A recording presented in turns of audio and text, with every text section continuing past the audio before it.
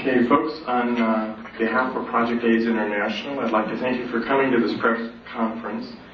Dr. Willner, MD, PhD, will be giving an explanation in just a moment on what we're doing here and what he will be doing with our volunteer, who is Kim Freyes, who is an HIV-positive individual. Today, Dr. Willner will be infecting himself. He will first explain what he will be doing, as well as why he will be doing. Directly after his inoculation, Dr. Willner will be explaining any questions that you have. There will be a question and answer period. And I would like to take this opportunity to welcome Dr. Willner.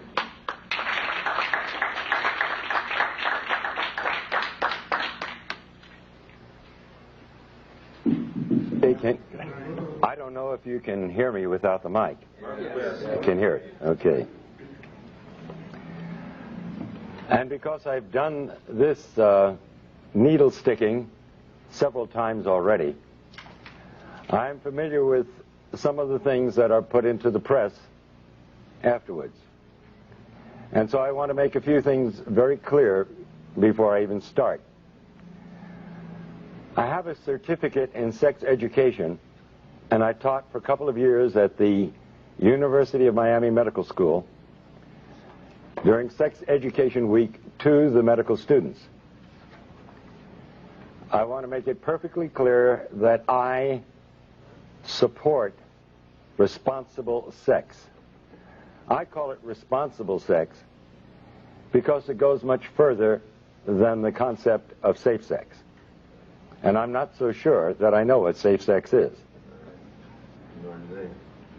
During this period of time in which especially young people of this country have been threatened with AIDS, a death-dealing disease supposedly, as a consequence of irresponsible sexual behavior, the incidence of venereal disease has climbed, and the incidence of births without benefit of marriage has also climbed, but not AIDS.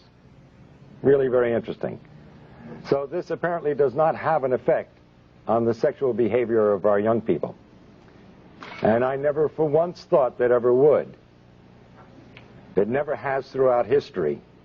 There's only one thing that will affect sexual behavior, and that's understanding what the responsibilities of sex are.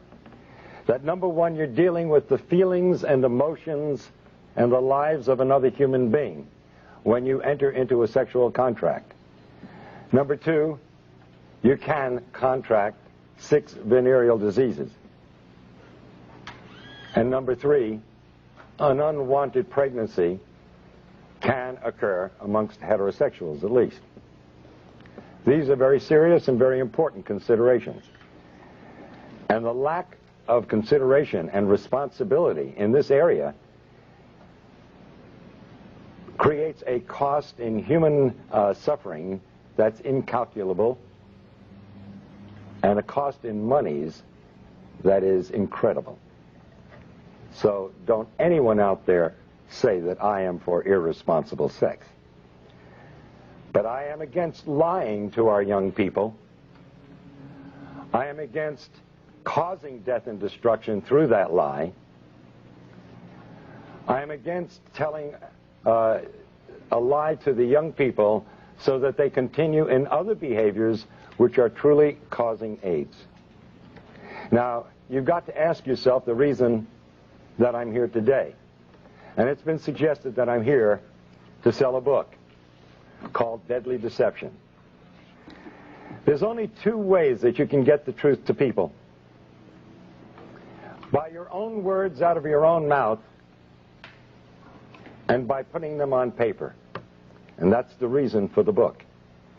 We're talking about probably the most horrible scandal and scam ever perpetrated, not only in the name of science, but in humanity and in all history. Today is December 7th. And I was 12 years old when the attack on Pearl Harbor came. and I remember World War II very well. And it's a very significant day today because I see an incredible parallel between what is going on in the so-called AIDS epidemic and what happened in the years preceding and resulting in World War II. The great lie of Hitler. It's amazing. I think he would envy the job being done by members of the National Institutes of Health and even the media, especially in this country. I charge the media with part of the responsibility, and a very significant one, in a current Holocaust that can end up being worse than the one that occurred during World War II. When it was first announced that Dr. Robert Gallo had found the virus that probably caused AIDS, and that announcement was made with Margaret Heckler in 1984 to the press and to the media without one single scientific document appearing in any journal in the United States. And as we know now, without any proof whatsoever that the virus caused any disease. The media picked up on it for the sake of a story. And soon the virus that probably caused AIDS was now the virus that caused AIDS. It was proven in the press and nowhere else. Now it's interesting, a lot of questions are asked of me whenever I appear before the cameras and do what some people have called a stunt, to sell books. I'm from the planet Earth. I honestly believe that these individuals are from the planet Uranus.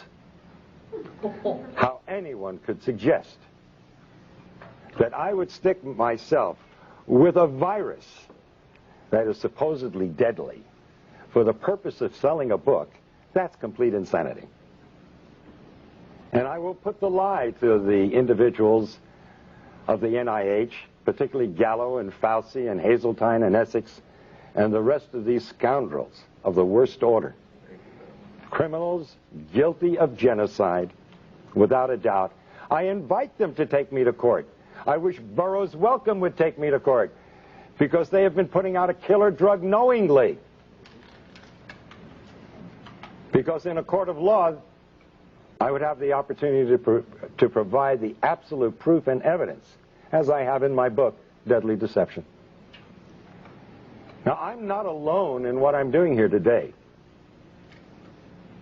How does the press escape such obvious truths?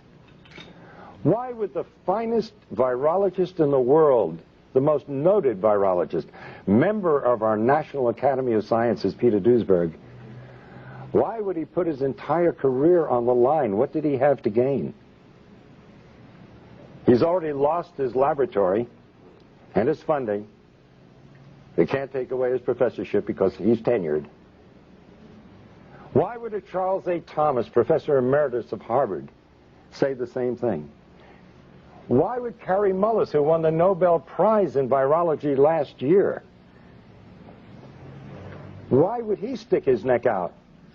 What did he have to gain? These are the questions reporters should be asking. And in order to sell a book, I would inoculate myself with a virus that supposedly is deadly. Ever think that maybe we all know something that you just don't get? That if you take the virus out of the equation, you have a perfectly understandable disease with a perfectly understandable answer. And I might remind you, in case you are not aware of it, and if you haven't read my book, that we have known what causes acquired immune deficiency diseases for at least 70 years. It's in the medical textbooks. It's there for you to read. Number one cause on the face of this earth is malnutrition and starvation. That's African. Look to the headlines of the October 3rd issue of the London Times, Sunday Times last year. And inside headlines that screamed across 2 pages, the plague that never was.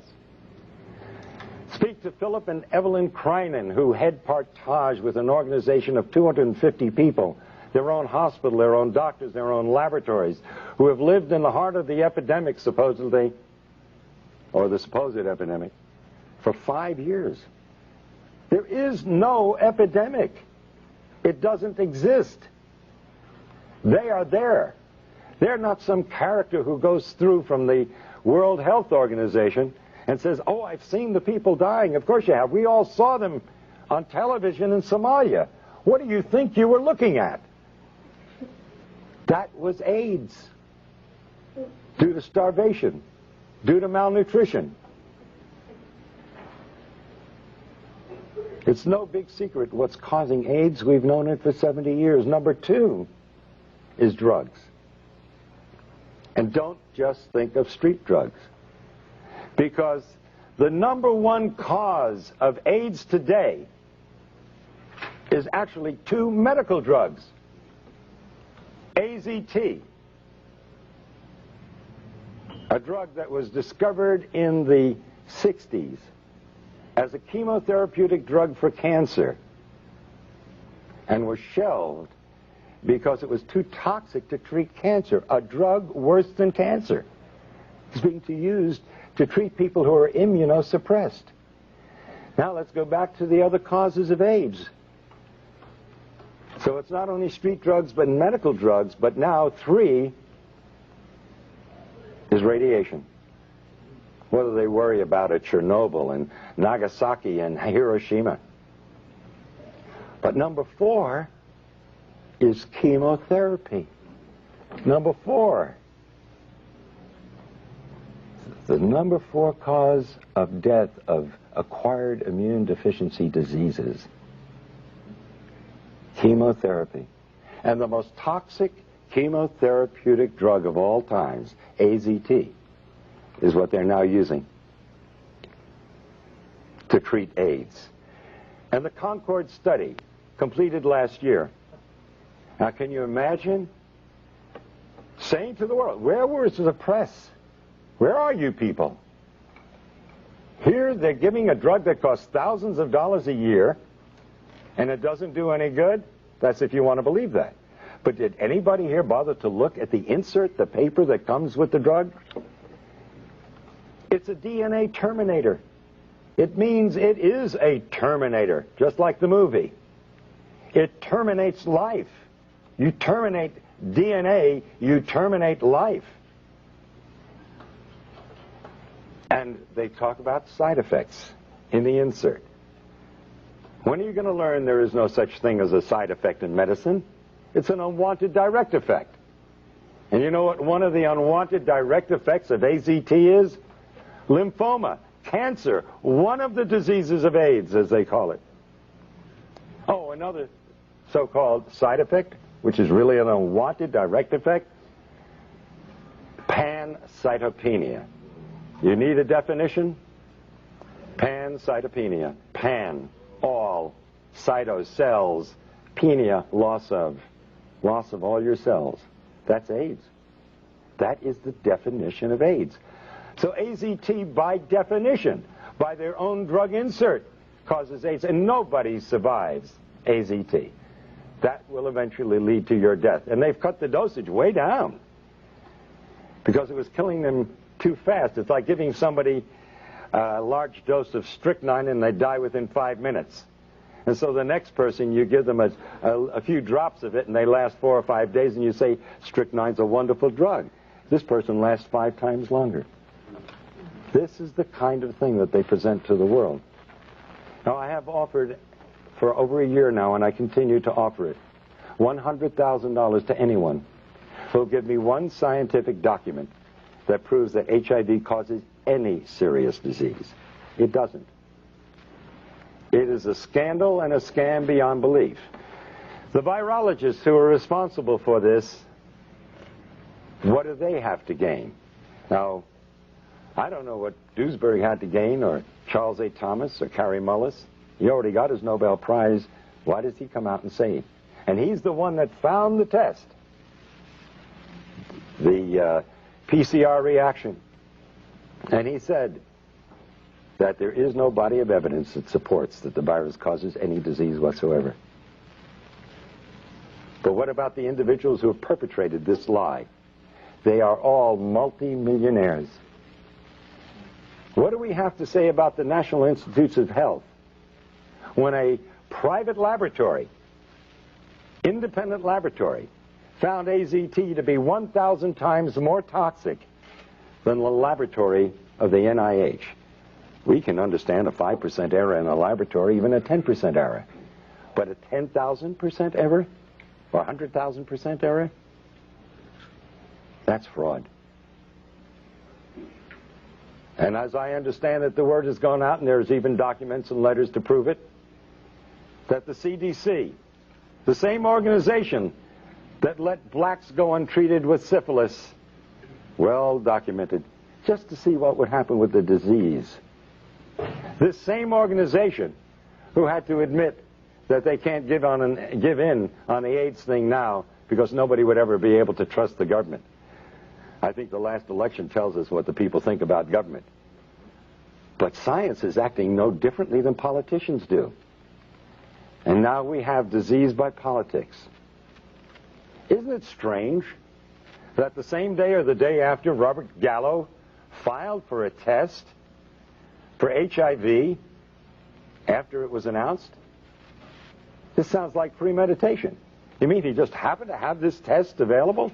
And so the same day or the following day, he files for a patent? He had a test. He was simply looking for some kind of a disease he wanted to apply it to. And that test. 30,000 Russians who tested positive for HIV were then tested with another test that's supposedly far more accurate to confirm the positivity. And 66 out of 30,000 proved to be positive.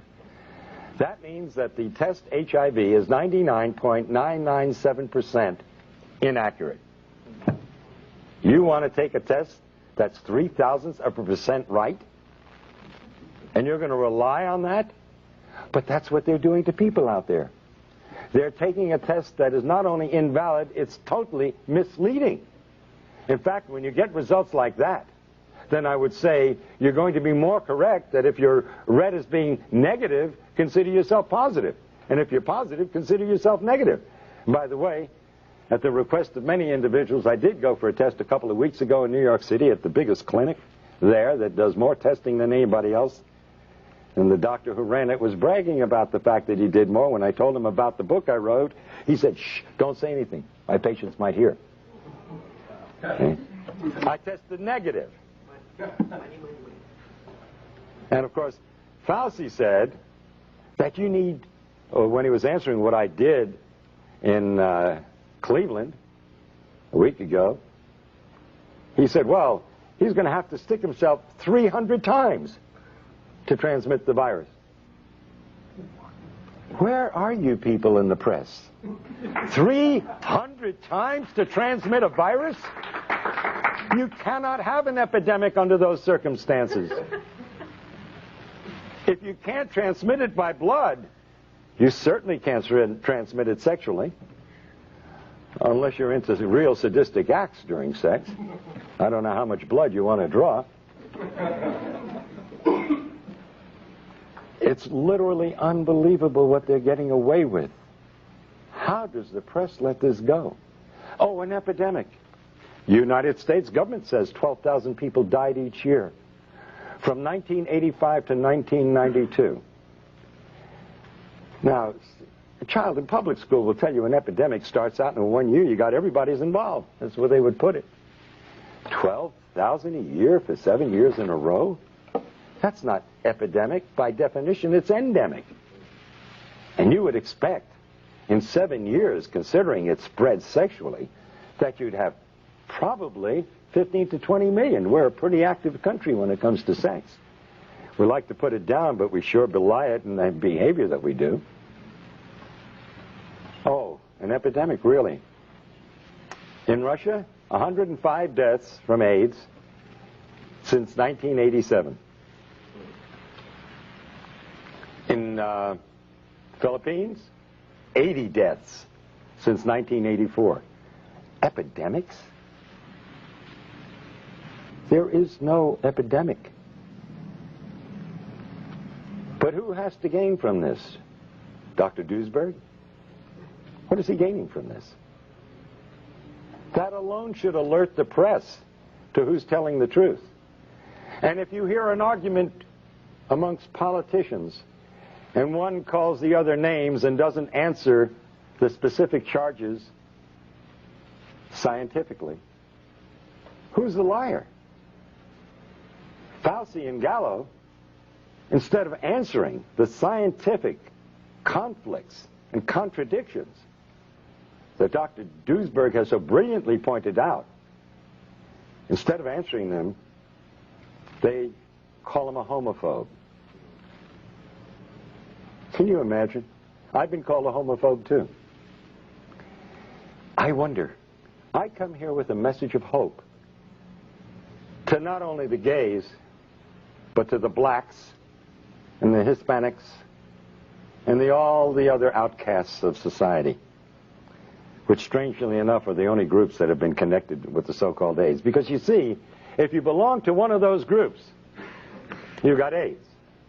But if you don't belong to one of those groups, you get the respectable diagnosis of you have tuberculosis, you have lymphoma, you have leukemia, you have Kaposi sarcoma, pneumocystis pneumonia, 30-plus diseases. Where is the press? How do they buy a story that a virus knows what country it's in? 3 symptoms in Africa, but 30 diseases in the United States and Europe. How do they buy the story that a virus has prejudices?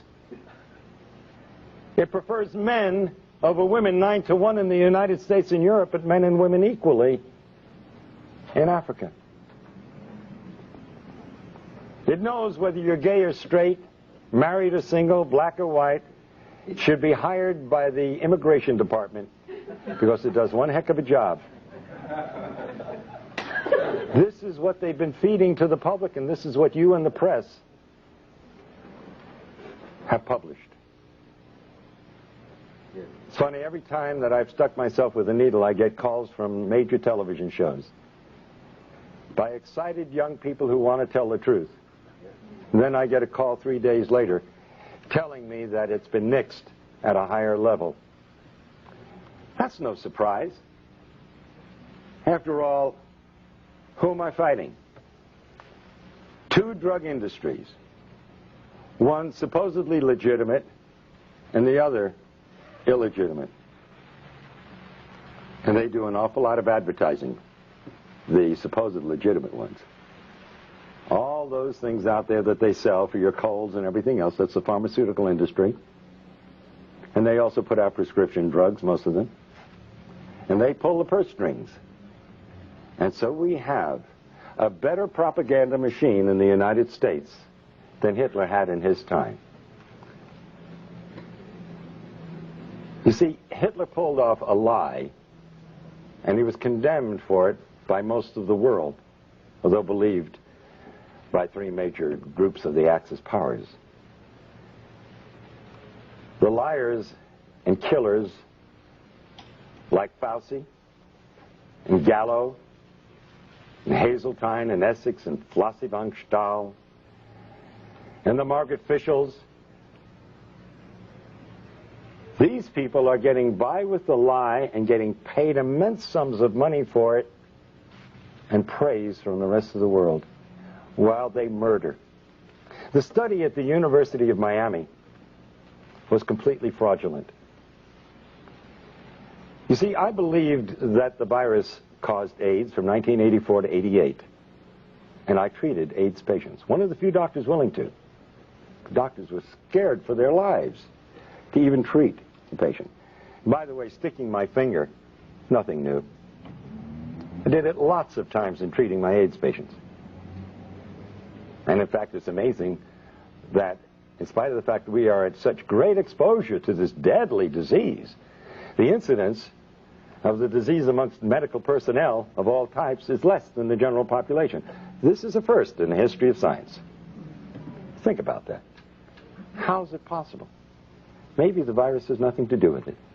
Not only maybe, the virus has nothing to do with it. In 1988, I was invited to a dinner where Burroughs Wellcome was going to push AZT as a drug for treating AIDS. And we were told we could ask questions during the dinner because Margaret Fischel was going to be speaking. And when she mentioned that the drug AZT had 56 side effects, I raised my hand. And I said, Dr. Fischel, how do you do a double-blind study on a drug with 56 side effects? You've got to know if you're on the drug. And she said to me and the rest of the doctors sitting there, well, the placebo had 31. And I raised my hand again.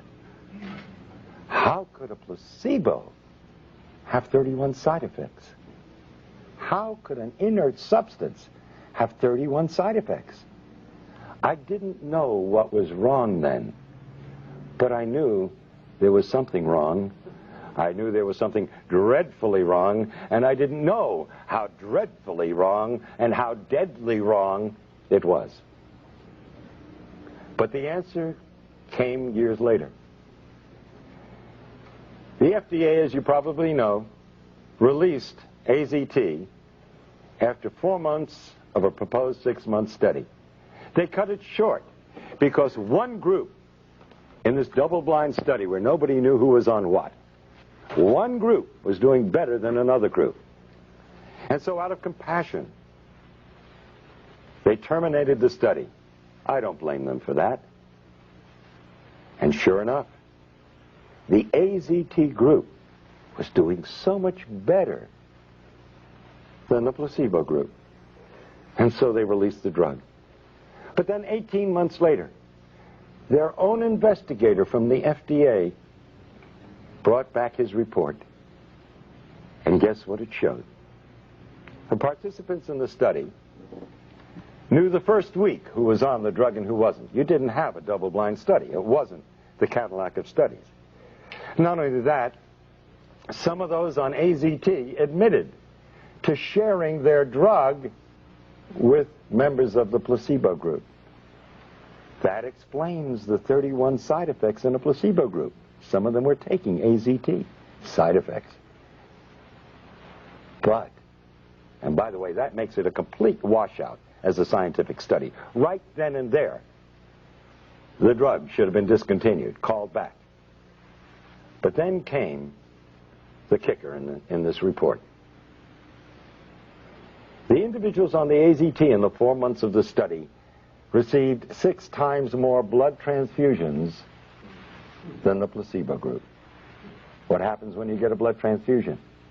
You look better, you feel better, and you live a little bit longer.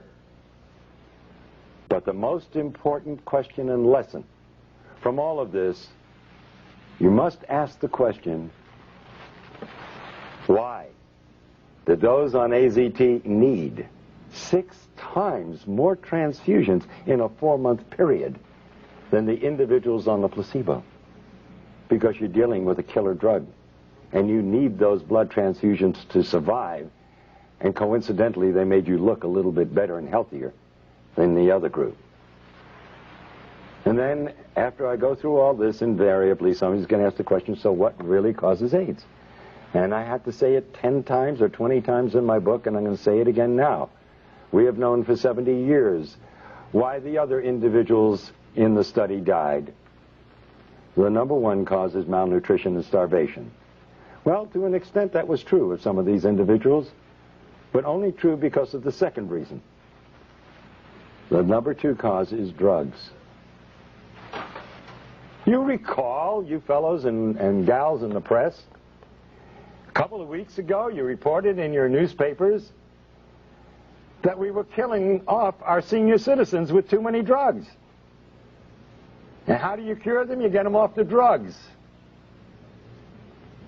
And how were these people dying of so-called AIDS? From the number 2 cause, drugs. Both medical and street drugs. But one in particular that stood out and has been linked by 24 scientific papers with Kaposi sarcoma, and that's poppers or amyl nitrite. It's very rare that you see a case of Kaposi sarcoma in Africa because they don't use poppers.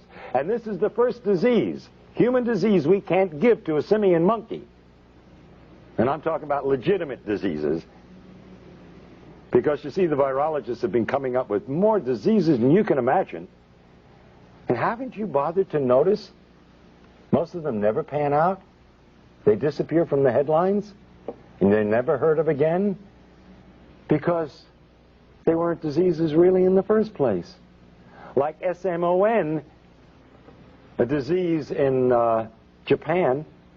For 15 years, they pursued viruses.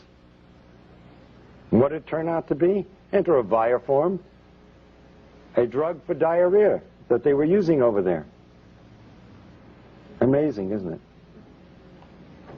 And they spent 15 years and lots of millions of dollars, but guess what our virologists have done? Wow, they hold a candle to no one.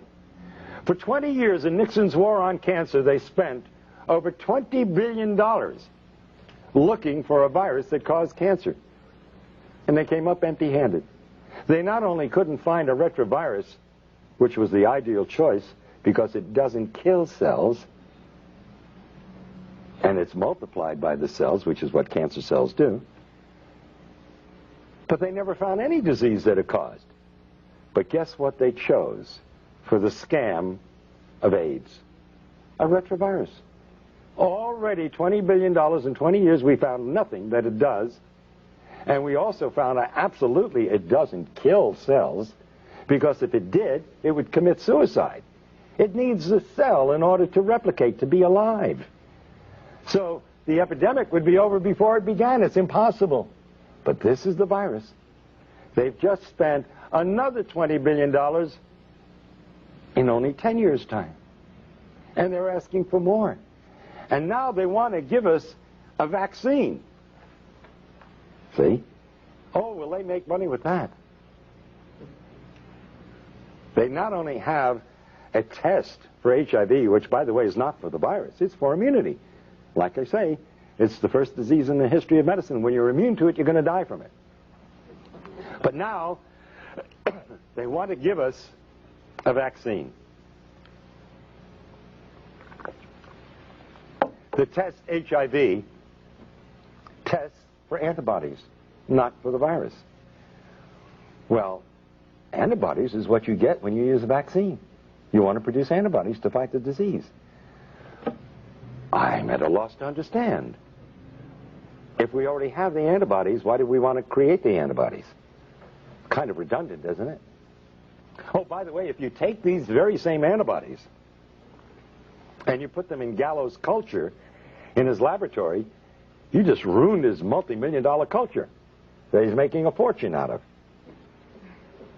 Because you see, these antibodies destroy the culture.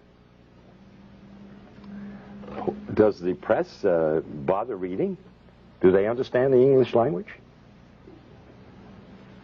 And yet you want to condemn me and say that I'm out for publicity? Well, what is it that Peter Duesberg is out for?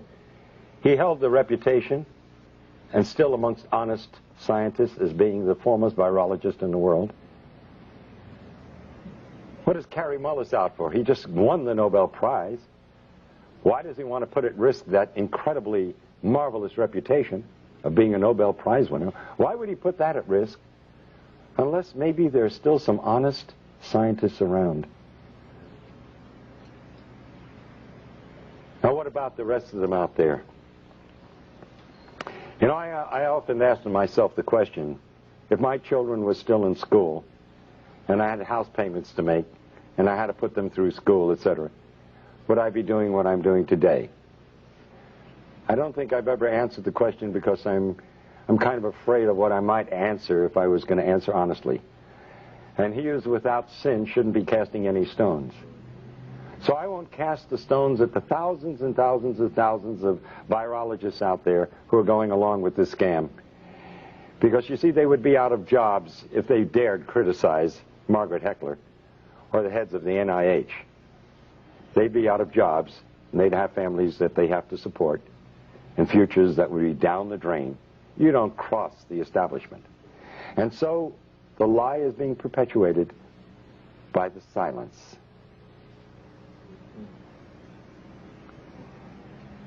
And even Gallo would say to the press in answer to the question, what does he have to say about Duisberg's challenges? And he says, well, if we're wrong, why do so many people believe us? I mean, I could just see Hitler and his stormtroopers saying to the press, if we're wrong, why does everybody do what we tell them to do? Because they're running the show, and you're looking at not just a simple lie of science. In the back of my book, I have the picture of Pedro Tocino of Spain, father of 2 young girls, a hemophiliac. Nothing wrong with the man. But because he received so-called tainted blood, they had him on AZT. I stuck myself to get that man off AZT. I said, if I stick myself with your blood, will it convince you there's nothing to worry about? And Pedro Tocino, now over a year later, is very healthy, having a wonderful life, enjoying his 2 young daughters. But all of his friends are dying or are dead. This is real. And I don't blame those scientists out there keeping their mouths shut because their jobs depend on it. And I understand that exists in the press too. But you've got organizations. And in a way, so do the virologists have organizations. And if enough of the honest ones would stand up and take that chance, if you all stand together, you make a statement. And you can do that in your press associations, even though the people who own the newspapers and the television shows are afraid of losing their sponsors. You can at least keep your dignity. That's the choice you have to make. And that's the choice that I have had to make. I figured that if I didn't do what I knew was right, I'd end up cutting my throat shaving in the morning, because I wouldn't be able to live with myself. And that's the honest, simple truth. I am sticking my finger to bring attention to the current Holocaust, and it's a dreadful one. When you terminate the DNA of a human being, they waste away and die in an inhuman fashion. We all have the right to die with dignity. But if we told them the truth, a lot of them wouldn't die at all. They'd simply get off the poppers and off the drugs. And there's no dishonor in being gay, in admitting that you've been on drugs. The decent human beings in this world will give you the support and help you, like we help drug addicts of all followings, so to speak. Those that would turn against you have turned against you anyway, because of what you feel and what you are.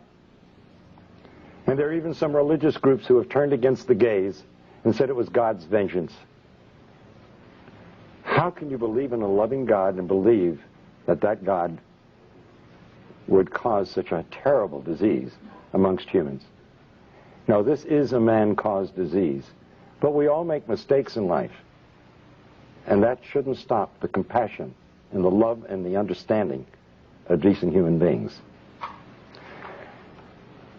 And so I do the act of sticking my finger and create another blood brother in my life, as the ancient Indians have done. And I will get another one today. Because I'm not afraid of getting AIDS. I know as a scientist that there is nothing to fear. I know what causes AIDS. I am not going to lie to others nor myself about it. I don't like sticking myself with a needle because it hurts. And if you've ever seen my expression on pictures, you know that to be true. So, Kim Freitas. Kim, are you here? Yeah. We're going to become blood brothers. Yeah. And please, to the press and to everyone else, I don't intend to stick myself 300 times, because it wouldn't prove anything anyway. Oh, and might I say that a Dr. Gottlieb, who achieved fame for being the doctor that noted the first 4 or 5 cases of AIDS, who said to me on a radio broadcast the other night, he would believe me if I took a liter of blood. That's a transfusion of blood. And I said, you know, you must be mad.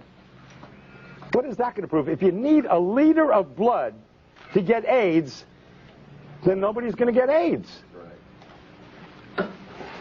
In any case. Well, I got to do myself first, and then I have to do you. Here, but let me do your finger, okay? I mean, I got to do you first, right? All right. Excuse me. Then I'm going to do me. Excuse me, I had that backwards. All right. Wait a minute. Got to find. This is a heck of a time to lose my needle. There we go. Okay. Ladies and gentlemen, this is a typical butterfly needle set. If somebody has a scissor, it'll help. No, I got it. Okay. It's sterile. And usually we use it to take blood by sticking this in, and then we can inject things also. So, let's do that. We got this. Yeah. Okay. Now, I'm going to... let me put my glasses on, okay? Good. I think you'd rather I do that. I got to tell you a cute little story. Shortly after my son was born many years ago, he's now 40, he got some kind of an infection or whatnot, and I spoke to the pediatrician at the hospital. I was an intern at the time, and he said, go home and give him a shot of penicillin. So I took the syringe and everything home, and my wife held Bruce over her shoulder, and I grabbed his little bottom cheek, and I go like this, and I stuck it right into my thumb, so.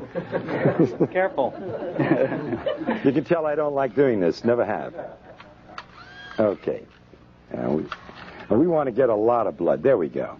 Okay? There we go. Now, I'm wiping this needle thoroughly in this blood. And I say to my friends Fauci and Gottlieb and Galpin and Gallo and all the rest of those criminals, all right, that this is for the sake of humanity and no other reason. Oh, whoa, whoa. Right. And believe me, it hurts. You can move it more.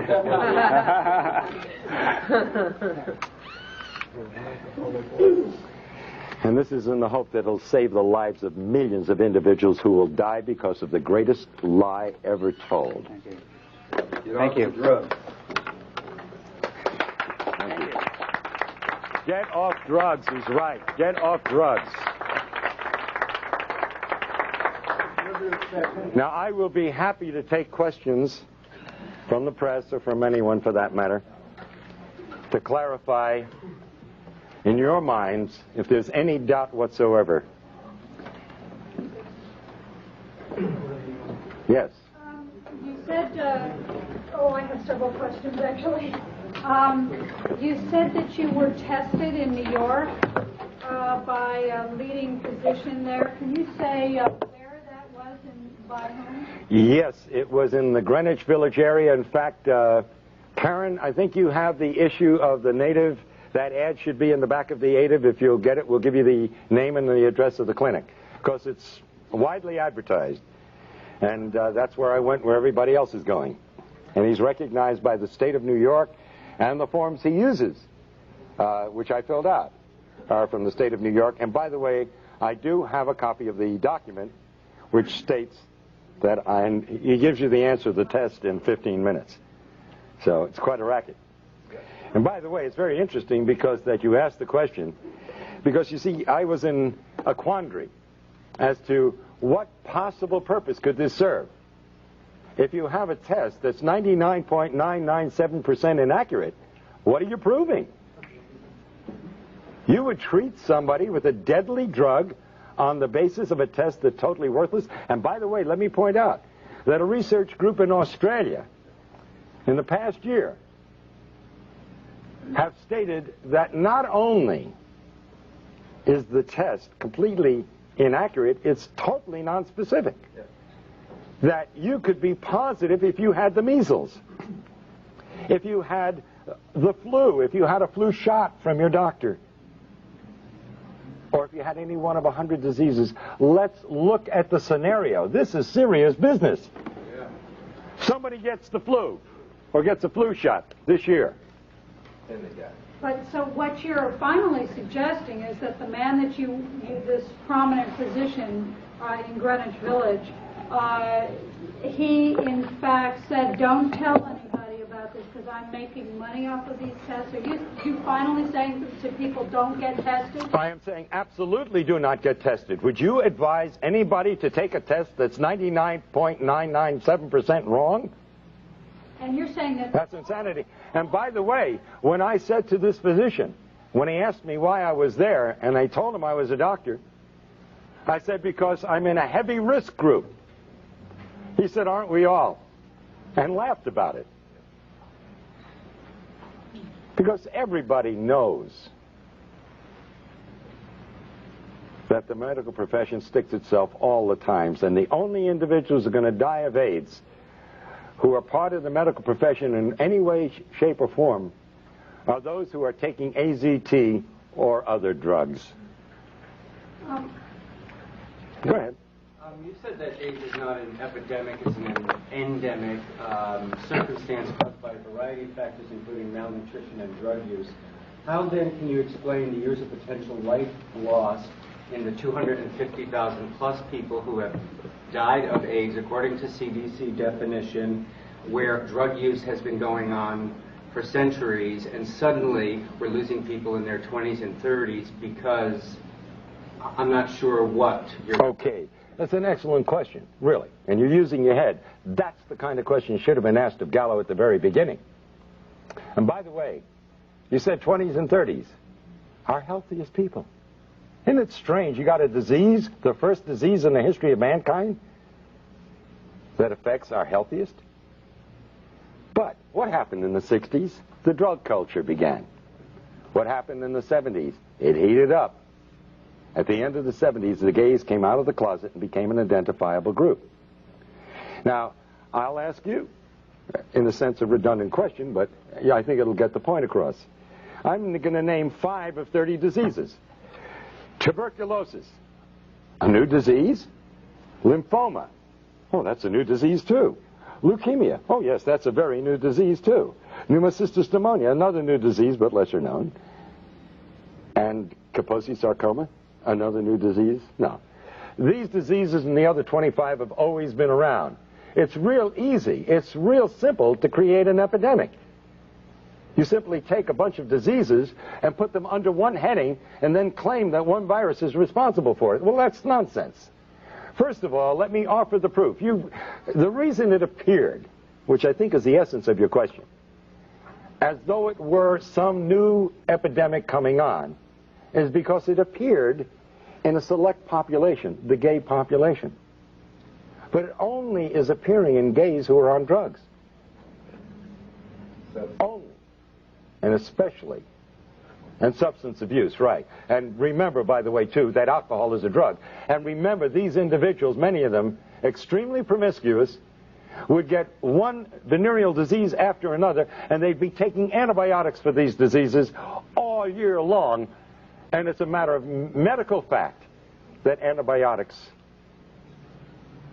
are immune suppressive. Now, let me offer one very important bit of investigative reporting for you. It was reported in the newspapers a couple of years ago that this HIV was found in blood that had been preserved in laboratories in the 1940s. They went back and looked at some of these samples. They found HIV, which, by the way, has been around certainly for thousands of years. But let's just use that one example. If we had HIV in the population in the 1940s, and we had homosexuals in the 1940s, and by the way, according to Kinsey, 10 to 15% of the heterosexual population preferred anal intercourse, where in the world was your epidemic? It wasn't suitable for a scoundrel like Robert Gallo in the 1940s. He wasn't old enough, or maybe he was born just about that time, for somebody to come along and to pull off a scam of this magnitude. And now they're caught up in a maelstrom. Now if the truth gets out, yes, it will deal a blow to the credibility of the NIH and the CDC and the FDA and the AMA, and my God, it is sorely needed. That blow is necessary to clean up the act. But then wouldn't habitual lifetime drug users all eventually come down with a syndrome that could be attributable to AIDS? Absolutely. In fact, these people, that is true. No, on the contrary. Remember, it's dose related. So it depends upon how many drugs you're using and how much of them over how long a period of time. Now, if you overdose, you never get to that point. Yes. Couldn't the combination of lifestyle practices, of microbial, the best place for microbes are dark, wet places. Aren't bathhouses an excellent place to increase the exponential representation of microbes from around the world?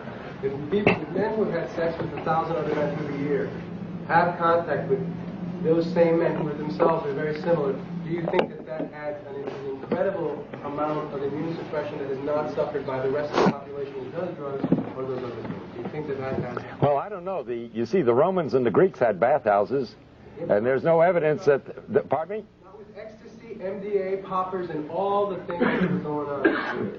I agree that MDA and all the rest of these drugs are causing immune suppression. Now, I don't believe that sex itself causes immune suppression, but I do believe that recurring venereal disease will cause immune suppression. But the simple fact is that the virus has nothing to do with it. And that's the important thing. That I am certainly for people having a healthy lifestyle. Absolutely.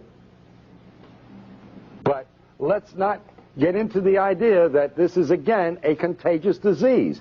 You cannot give AIDS to anyone, and you cannot get AIDS from anyone. Yes, Michael Elner. Would you consider the intense chronic psychological terrorism surrounding HIV and AIDS to be a major cause of what's called immune deficiency? 22 years ago, I urinated pure blood without pain. I knew immediately what the diagnosis was. It was bladder cancer. I cannot fully describe what I felt at that moment. It is unbelievable. It's like taking a crash dive into the depths of anonymity, total isolation, fear, and panic. And all the faith in God, or whatever faith you may have, cannot handle that at that moment. When you start to get your wits together, and if you use your intelligence and then your faith, yes, spirit and mind are wonderful things. What you're saying is true. It's a sentence of death for most people. And immediately, their body metabolism goes into negative phases. Everything becomes destructive. This is modern medical voodoo. If a doctor tells you you are going to die, I'm willing to bet you're going to die. I'll be the first one to put money on the line and say, the chances are you're going to beat the statistics. You will die because you've been told so. This is American voodoo. I'll get back to you, but let me take someone else. Yes, Dr. Willner, I really appreciate what you're doing. I've been out here trying to inform people about this disinformation for a number of years now. Robert Gallo, who is a proven medical fraud and a multimillionaire marketing a test, the AMA itself, in its own medical journals in the 80s, have said that these tests are bad science. The microbiologists have said in their own medical texts that this is bad science. These tests do not work. The hematologists have said that this is false. These tests. They say that they have used ozone to inactivate HIV, which HIV, if it's a virus, it's a template or a pattern. So what can it do? I mean, these are just basic medical facts. How is it that this has gotten by the entire population? And the media is pushing this lie. Arthur Ashe, for example, was on 30 pills a day for 3 months before he succumbed, including AZT. How is that not iatrogenics? And how is it that the medical profession can murder 1 million people a year, according to their own study, the Yale New Haven study that came out this year? They admit to killing 1 million people a year. Why aren't they on trial? That's my question. By the way, I thank you for your comments, and I'd love to have a copy of that study and some of the information you talked about. I really would, because I've been going around saying it's the number 3 cause of death is iatrogenic disease. And when I lecture before groups, I don't tell them what iatrogenic disease is. And I say to them, you know, here we're worried about this so-called AIDS epidemic, and I don't believe that anybody should die. I think we should all live forever. But 12,000 a year, that's not an epidemic. 60,000 die from automobile accidents. 120,000, I've been saying, and I hope you're going to help me change, 120,000 die each year, they admit to, from iatrogenic disease, 500,000 from cancer, and 800,000 from heart disease. And I'm glad you're telling me it's a million, because I've been saying, they say it's number 3. I really believe in my heart it's number 1. Deepak Chopra said Sure. it's the number 1 cause of... I agree with him. Absolutely. Now, if we took the figure of 120,000 being killed by doctors, not malpractice, but as a normal course of everyday medicine, then doctors are 10 times more dangerous than HIV. Now you're telling me it's 100 times. 100 times. Yeah, I want those figures really desperately. 1964, Please. They admitted 350,000 in 1960. Well, I will be indebted, because that's powerful stuff, and I really, you know, it's funny, you never know where the figures are going to go. But with medicine, anything's possible. Yes, pardon me? Just the USA? Just the USA. Ralph Nader did an article, by the way, in Penthouse, that talks about those issues.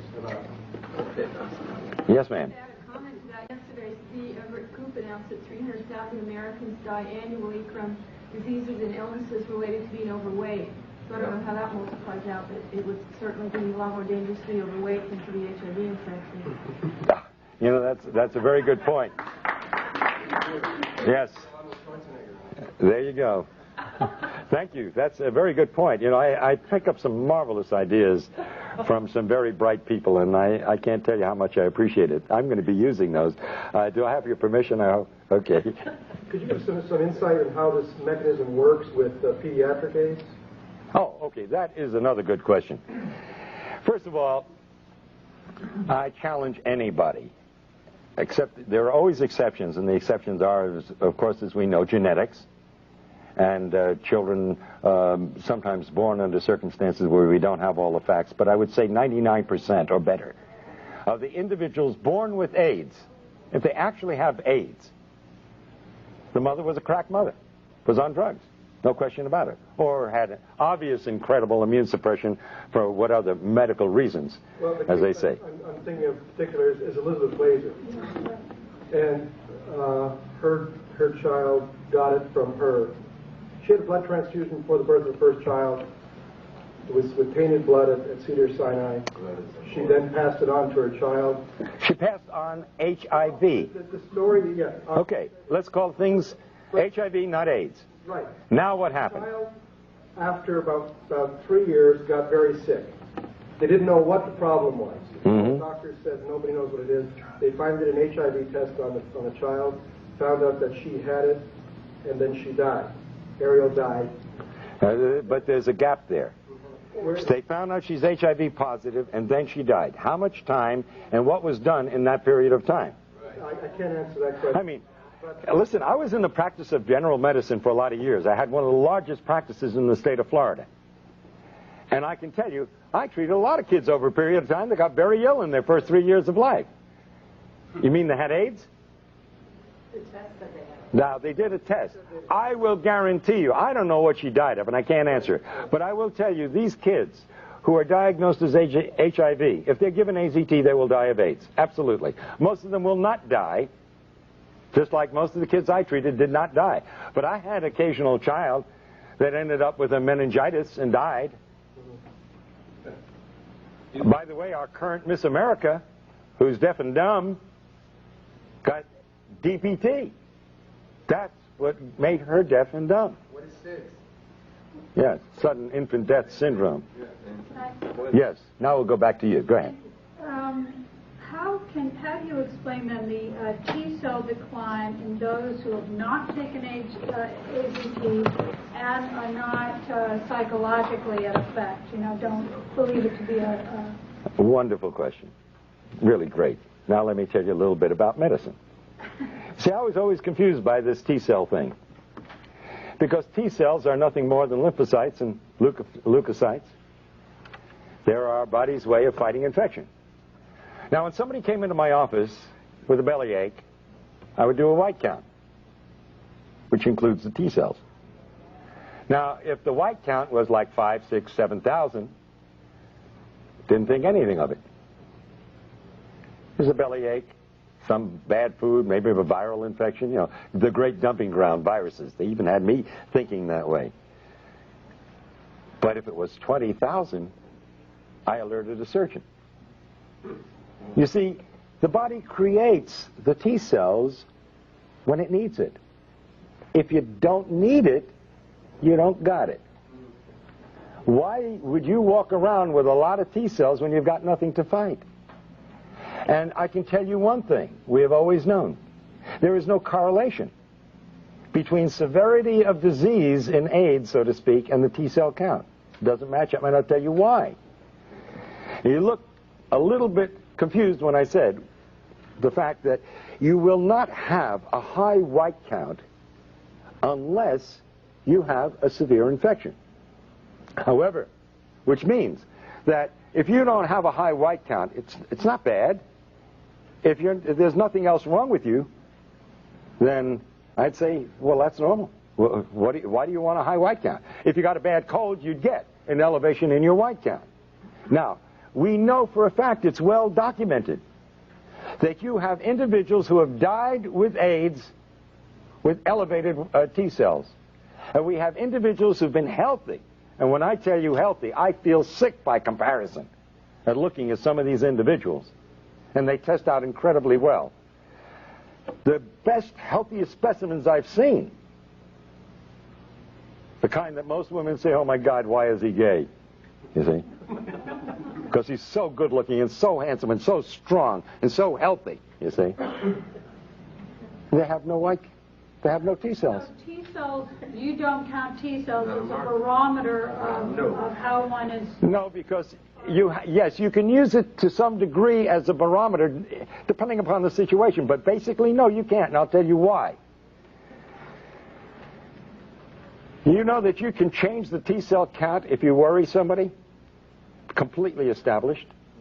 I worry about these individuals who go in and get these T cell counts one after another,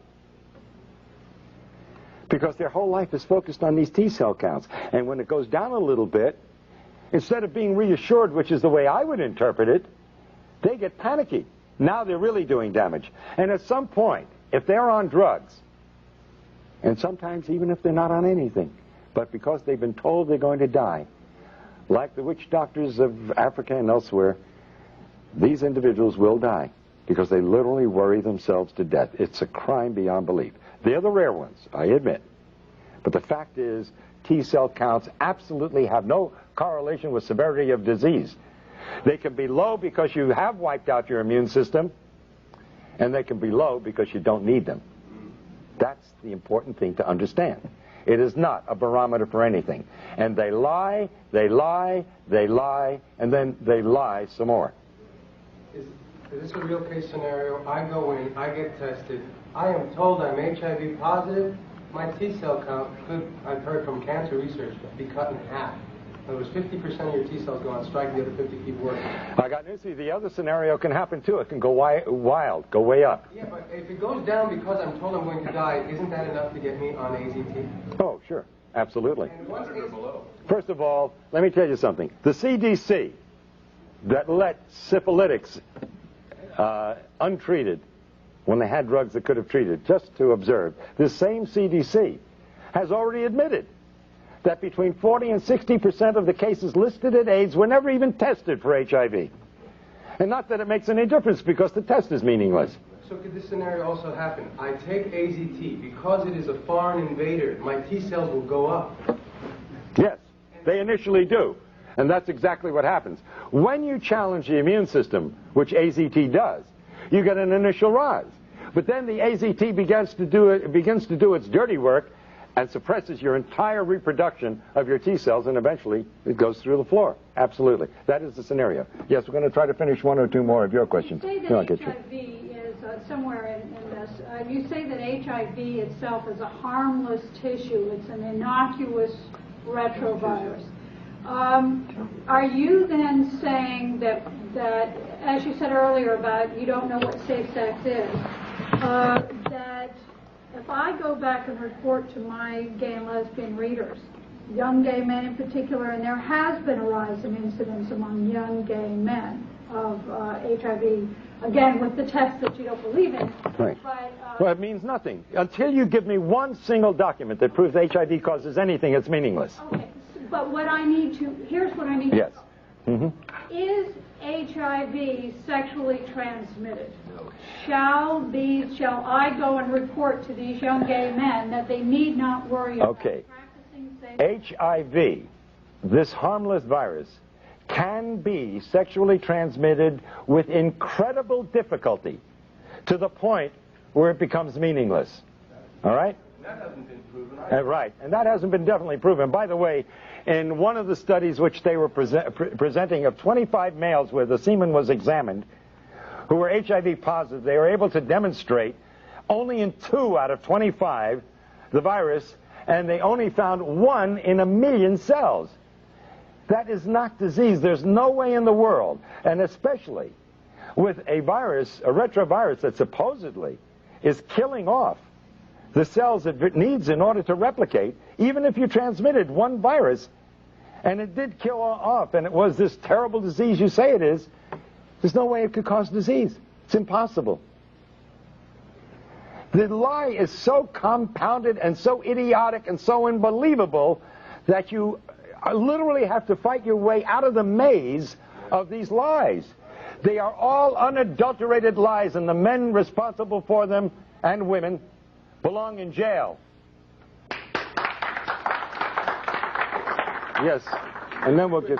Arthur Ashe, Magic Johnson, and Ms. Glazer, the late Ms. Glazer, were all unable to infect their partners, even though they had years of unsafe behaviors. Rock Hudson's lover. So there's considerable evidence that this is not the case. You know, they say you have to inject yourself 300 times your IV drug use, and you're given 3 needles to protect them. No one said that the drugs might cause AIDS. And in our experience in New York, it's certainly the largest population of AIDS cases, there is a clear-cut thing that anyone looking at it will find.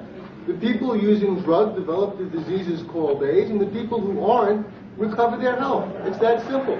Yes, and by the way, for that population that you're writing for, let me simply point out, again using the government's figures, they say it takes an average of 1,000 acts of intercourse over 10 years in the United States and 10,000 acts of intercourse over 10 years in Africa to transmit the AIDS virus. That's twice a week in the United States for 10 years on an average to transmit the virus. In Africa, that's 20 times a week on an average. And if you know what the bell curve is, there's got to be some individual out in Africa that's doing it 200 times a week. I want to meet that individual. And now let me give you a set of figures which you must produce for your readers, please. The World Health Organization says that the annual conversion rate in the United States for HIV is 1 to 1.5% a year. Now, according to the figures given us by the CDC, there are constantly, for 10 years now, 1 million HIV positives in the United States. Now, that defies all definitions of an epidemic. How does it stay steady at 1 million if this is an epidemic that's going to kill everybody? And by the way, their predictions from 10 years ago were 91% wrong as far as deaths were concerned. Think of that. Now, hold on. 1 to 1.5% per year would average out to 67.5 years for everybody who's HIV positive in the United States today to become full-blown AIDS. That's the annual conversion rate, published not by me, by the World Health Organization. But in Haiti, it's 1/10 that. So if you're HIV positive, I would advise all your readers to go to Haiti. They got a 10 times better chance of survival if they go to Haiti. Because there it will take 1,000 years for everybody, this is World Health Organization figures, for everybody who's HIV positive today to become full-blown AIDS. But hold your hats, hold the presses, young lady. Tell your readers this, and I quote the World Health Organization. Maybe I should put my hand like this while I say it. But they say that in Zaire, you have 100 to 150 times better chance of survival if you're in Zaire than if you live in the United States. In other words, it will take 25,000 years for everybody who's HIV positive today to become full-blown AIDS. Now, I think you ought to urge your readers, all those with compassion and with heart, to take the first plane to Zaire and to stop anyone on the street and ask them, are you HIV positive? And if they answer in the affirmative, I think you owe it to them as a conscientious human being to say, sir or madam, are you aware that in the next 25,000 years you're liable to die of AIDS? Those are government figures, they're not mine. The ridiculousness of it demands that you print those figures, that they give them to your readers. Isn't it interesting that Africa and Haiti have similar situations in North America and Europe? Although Africa is closer to Europe, you would think that infectious spread would spread closer to the center of the origin. The answer is very simple. Malnutrition and starvation can lead to death, and at a very variable rate depending upon the malnutrition. But AIDS due to drugs is a much shorter period of time. And iodocanol, it's a drug from Ciba-Geigy, or no, LaRouche, I think. They've been injecting people in Zaire and Angola and in Haiti with this iodocanol since the 1970s. And this is a hepatic drug. This kills the liver. And the liver is your biggest filter of your blood in the body. And if you destroy the liver, it has more than 500 functions in the body, then you're dead. By the way, let me throw out, I think, an overall principle to take a look at very seriously from the point of view of disease and death. And this applies to AIDS as it would apply to any disease problem in humanity, and with this I'm going to end. The bubonic plague killed half the population of Europe. The question you must ask and must answer, if you're going to be a rational thinking human being, is why didn't it kill the other half? In the United States, in 1919, 18 million people died of the flu. My question is, why didn't the other 92 million die? The answer to that, and every reporter owes it to their readers, is very simple. The bugs do not cause the disease unless there's a suitable terrain. And so the answer to all disease is not to take a shotgun and blow a human being apart, but to simply prevent the disease to begin with by living at peace and in harmony, not only with your fellow human beings, but with every organism on this planet. And thank you.